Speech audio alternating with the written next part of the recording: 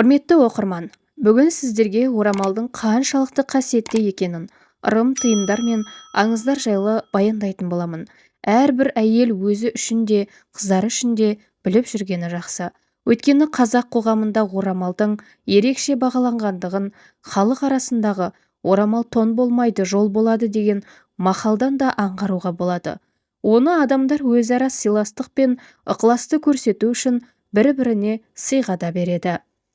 Ертеде жайлауда отырған бір елдің азаматтары жаңа қонысқа мал айдап кетеді.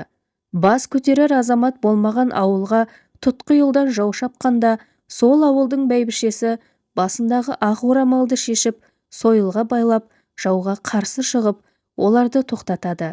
Сөйтіп, ауылды аман алып қалады. Сол күннен жауды тоқтатқан ақ орамал жаулық аталып кетіпті. Ақ орамал әйел басына салған сәттен жаңа түскен келін келген елінің тілеуін тілейді.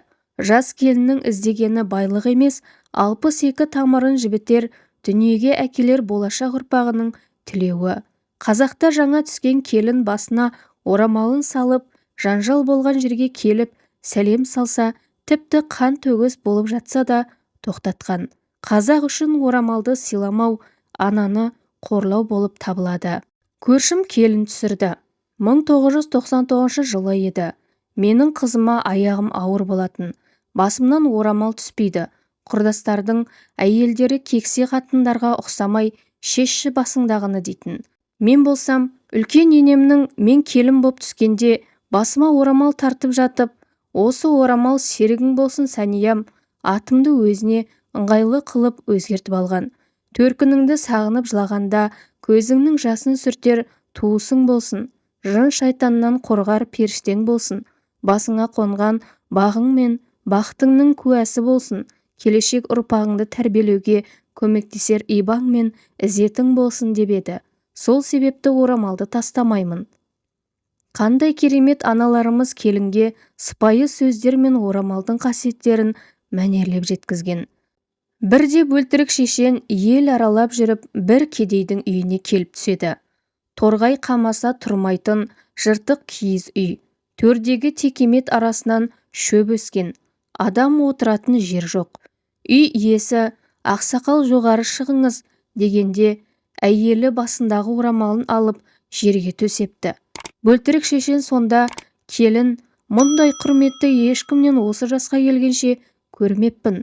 Ақ ниетіңе разымын. Тәңірім басыңа жетер байлық берсін. Басыңа қайта тартып ал, деп өзі еңкейіп орамалын жерден алып беріпті. Кедей жалғыз ешкісін сойыпты. Бөлтірік шешен қазанға еттің бәрін сал, ауыл аймақтың бәрін шақыр. Бөлтірік шешен менің үйімде бірнеше күн боламын деді, деп хабар айт депті. Оны естіген сол ауылдың ауқатты адамдары бірі үйін әкеп тігіп, бірі дүниесін, сойыс малын әкеп бірнеше күн болыпты. Кетерінде шешен осы әкелген дүниелеріңді, беретін малдарыңды осы жігітке беріңдер деп бата беріпті. Көп кешікпей кедей жігіт дуалы батыдан соң байлыққа кенеліпті. Мәселен, кейбір келіндеріміз бен жеңгелеріміз өздерінің қайнаталары, қайнағалары, қайнене, қайынбекелері үйлеріне келіп қалса, жалаңбас жүргеннен ұялғансып, ізет сақтағансып, сандық түбіндегі бүктеулі жатқан орамалын іздеп шала бөлініп қалатындарына жиі куә боламыз. Мұның өзіне әйтеуір көңілінде ақ жаулыққа деген құрметі мен дұрыс көзқарасының табы бар екен-ау деп ішің жылып, іштей тәубе дейсің. Сондай-ақ қазақта әйел орамал тақпаса арын ұмытады, күйеуінің барын ұмытады, шашы тамаққа түседі, үйіне келген қонақтың назары түседі деген сөз бар. Міне, осылайша талай ақынның жырына, қазақтың нақыл сөздеріне арқау болған орамалдың қадірі бүгінде әжептәуір төмендеңкіреп кеткеніне іштей қынжыласың. Осыдан біршама уақыт бұрын танысымнан мынадай күлкілі уақиға естідім. Бір сұр бойдақ қалыңдық іздеп қаталап жүреді. Әке-шешесі құлағына тыным бермей, үйлен де үйленің астына алса, қу тілді құрдастары мен жеңгелері әзіл мен тақымдап болмайды. Қыз қырқындардан көздеген немесе икемдеген ешкімі жоқ жігіттің көзіне бір сұлу түсіп, дегбірін қашырады. Жақын барып тілдесуге, танысуға батылы жетпей, сыртынан ғана бақылаудан аса алмай достарына жай күйін айтайын десе, онсыз да олардың шымшымаларына мелдектеп тойып жүргендіктен тілі батпай қиналған, қор болған біздің кейіпкеріміз ақыры шыдамы таусылып, таныс бейтаныс аруды әй-шәй жоқ алып қашу қажет деп табады. Сонымен амалсыздан 2-3 жолдасына бұл пікірін білдіріп кеп жібереді. Олар да мәселенің салдары қалай өрбуі мүмкін екенін сараламай, онымен тілдесіп көрсек қайтеді деместен, болды, аламыз да қашамыз деп даурыға келісіп, не керек реті келгенде қаға берісте мәшинеге қалыңдықты сүңгітіп жіберіп тайып тұрады. Түкке түсінбей, екі көзі шарасынан шығардай болып отырған сұлуға жігіттердің бірі былайшыға мәселенің мәнісін түсіндіреді. Сонда әлгі қалыңдық екі баласы бар келіншек екенін, мына жайтты күйеуі білсе, екі тарапқа да оңайға түспейтінін, масқара болмай тұрғанда кері қайту керектігін айтып шырылдайды. Жігіттер жағы оның бұл сөзін қулыққа балап көне қоймайды. Абырой болғанда қалыңдықтың сөмкесінен оның келіншек екенін дәлелдейтін сурет табылып, күйеу мен жолдастарының үрейлері ұша кешірім сұрап, уақиғаны ешкімге сездірмеуге келісіп тарқасады. Бірақ 30 тістен шыққан сөз деген бар емес пе?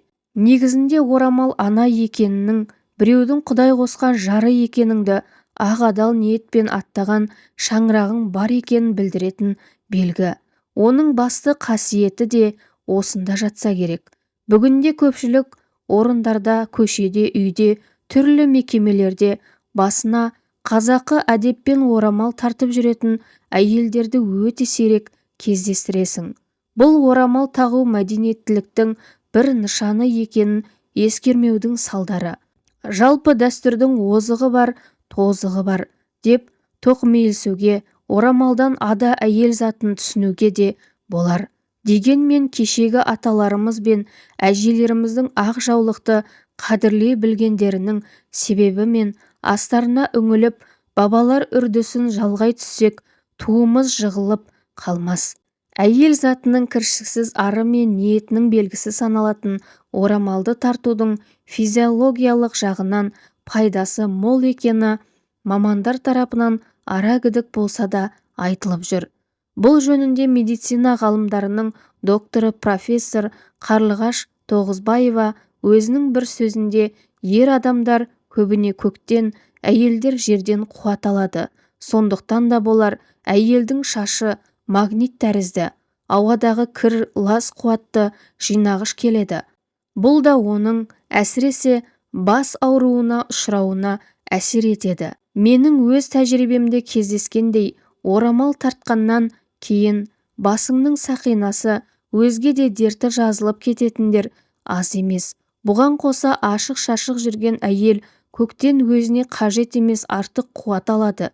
Нәтижесінде ағзада гормон жүйесінің бұзылуы етек алып, жыныс мүшелеріндегі қатерлі ісік және өзге де ауруларға жол ашады депті. Осы арада бір ескере кетер жайт, орамал тарту тек қазақ әйелдеріне ғана тән үрдіс емес. Түркі тілдес халықтарды, ислам дінін тұтынатын ұлттарды былай қойғанда, діні, қаны, өмір сүру дағдысы, мәдениеті бөлек өзге жұрттар да орамалды қастерлеп оны пайдалана білген. Демек, орамал тағу мәнеріне үрке, жатырқай қарайтын құбылыс деп шеттеудің жөні жоқ. Оның географиясы өте кең. Мәселен, діни нанымы бойынша еврей қауымының әйелдері орамал тартуға тиісті екен. Осы орайда оларда қыздарға орамалсыз жүру жараспайды. Әйелдері орамал тақпайтын еркектерді қарғыс атсын. Еркектерге ұнау мақсатында басын ашық ұстайтын әйелдер жоқшылық әкеледі дегендей ұғымдар бар көрінеді.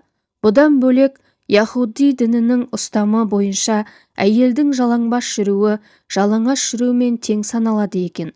Бұл орамалсыз әйелдің жанында дұға оқып және басқа да ғибадаттар жасауға рұқсат етілмейтінін білдіреді. Сонымен қатар яһудилер арасында орамал тағу әйелдің абыройы мен беделін, әлеуметтік жағдайын көрсететін болған. Яғни орамал тарту тектіліктің нышанын білдірген. Сол үшін де оларда жеңіл жүрісті әйелдерге орамал тағуға тыйым салынады.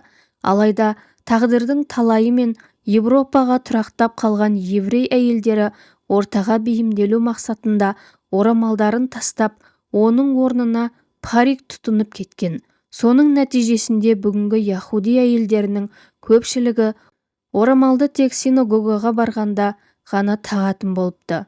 Сол сияқты христиан діні де орамал тағу мәселесіне немқұрайлы қарамайды. Католик шіркеулеріндегі монах әйелдердің ықылым заманнан бері орамал тағатыны белгілі.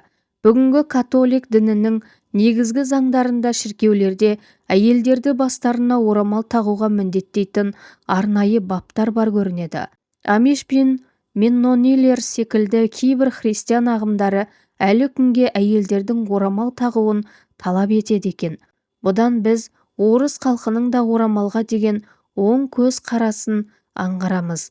Демек, біз жоғарыда келтіріп өткен мысалдардың барлығы орамал тағу тек қазақ әйелдері алып келген үрдіс, әдет емес екенін білдіреді. Жалпы қазақта орамалдың қадір-қасиетін ұқтыратын әдет-ғұрыптар мен жөн-жоралғылар баршылық. Араға орамал тастау ғұрпы көбіне қыз, жесір дауы орын алып, екі рулы елдің арасы бүлінуге шақ қалған кездерде болған. Бұдан бөлек, басқа да келеңсіз жағдайлардың кесірінен туындаған ағайын арасындағы тартыс кезінде, тіпті бүкіл ел өміріне зардабын тигізетін уақиғалар барысында беделі жоғары, сыйлы аналар тараптарды арашалап, бейбіт келісімге, мәмілеге келуге шақыру мақсатында орамалын ортаға лақтырған.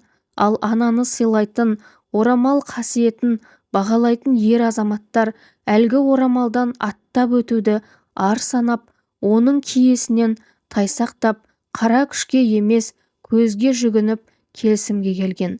Замана құйынының екпінімен қазақ әйелдерінің басынан сусый сыпырылып, әлде қайда маңып бара жатқан ақ орамалға ілесіп, ұлтымыздың ұяты да көзден ғайып болып жүрмесін. Орамал сенің тазалығыңның, пәктігіңнің белгісі. Орамал сенің асқақтығыңның, құндылығыңның көрінісі. Орамал оттан қорған. Орамал адамның емес, Алланың саған берген тәжі. Орамал сенің қорғаның, панаң. Орамал әлемдердің Раббысының бұйрығы. Орамал тән сұлулығының кепілі. Орамал сенің адалдығыңның белгісі.